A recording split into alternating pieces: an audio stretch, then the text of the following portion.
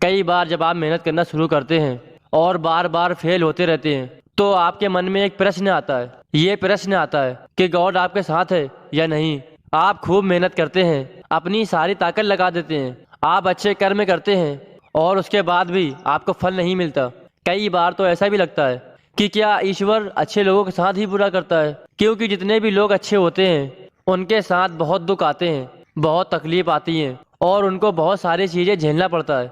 तो चलिए आज इसी बात को समझते हैं।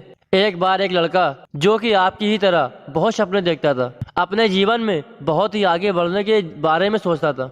उसने बहुत मेहनत की, बहुत ही कम उम्र में उसने बहुत सारी चीजें हासिल कर ली और उसे लगता था कि गॉड हमेशा उसके साथ है। और ये पता कैसे करता था? हर रोज जब वो समुद्र के किनारे जाता था तो उसे लगता था कि ईश्वर उससे बातें कर रहे हैं, वो साइड में है और वो ईश्वर से बातें कर रहा है। क्योंकि जब वो चलता था तो रेत पर उसे दो पैर के निशान दिखाई देते थे, एक गॉड के और एक खुद के। वो लड़का बहुत ही ज्यादा खुश था। उसने अपनी जिंदगी में वो सब कुछ पाया था जिसके आप सपने देखते हैं। लेकिन कहते हैं ना, यदि सूरज उगा है तो ढलेगा भी। यदि घड़ी में दोनों कांटे ऊपर हैं तो दोनों कांटे नीचे भी आएंगे। उस लड़के के साथ भी यही हुआ।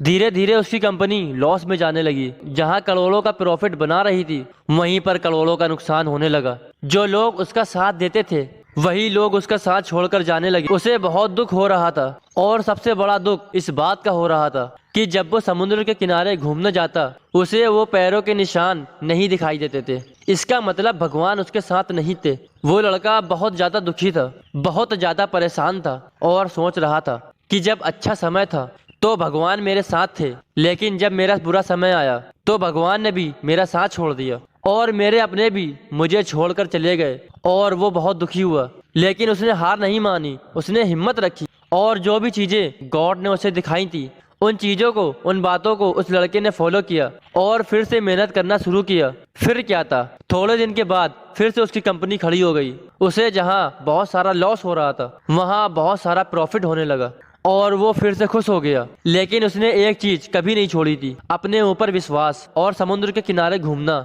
जब वो थोड़े दिन के बाद समुद्र के पास गया, सारी चीजें ठीक हो गई थी, उसकी कंपनी फिर से खड़ी हो गई थी। थोड़े दिन के बाद उसने नोटिस किया कि जब वो समुद्र के किनारे घूमने जा रहा है तो एक और पैरों के निशान उसके साइड में बन रहे हैं। उस लड़के ने मुंह फेर लिया और आगे की ओर बढ़ गया। साइड से आवाज आई कि क्या हुआ, मुझसे बातें नहीं करोगे? उस लड़के ने चिल्लाते हुए जवाब दिया कि जब मेरा बुरा वक्त चल रहा था तो आप मेरे साथ नहीं थे, आपने मेरा साथ छोड़ दिया और ये पूरी दुनिया ने भी मेरा साथ छोड़ दिया।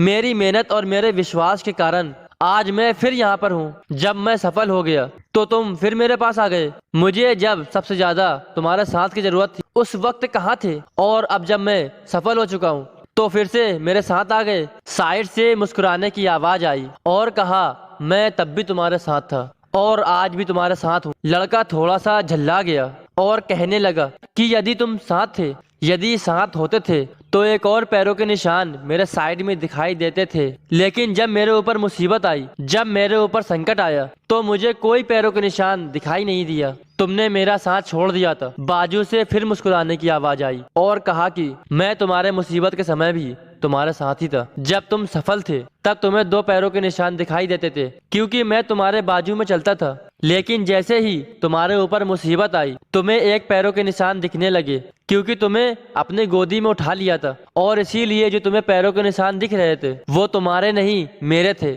इसलिए हमें हमेशा याद रखना चाहिए कि किसी भी परिस्थिति में वो ईश्वर, वो मालिक हमारा कभी साथ नहीं छोड़ते। हम उन पर विश्वास करें या ना करें, हम उनकी भक्ति करें या ना करें, वो हमेशा हमारे साथ हैं। इसलिए इस बात को हमेशा याद रखना। हाथों की लकीरों से पहले उंगलियां होती, जो हमें यही सिखाती हैं कि हमें अपनी किस्मत से पहले अपने कर्मों पर भरोसा रखना चाहिए। आशा करता हूं कि मेरी बातें आपको समझ में आई होंगी और इसे अपने दोस्तों के साथ शेयर जरूर करना ताकि उन्हें भी ये बात पता चले और वो अपने जीवन में आगे बढ़ सकें। जय हिंद।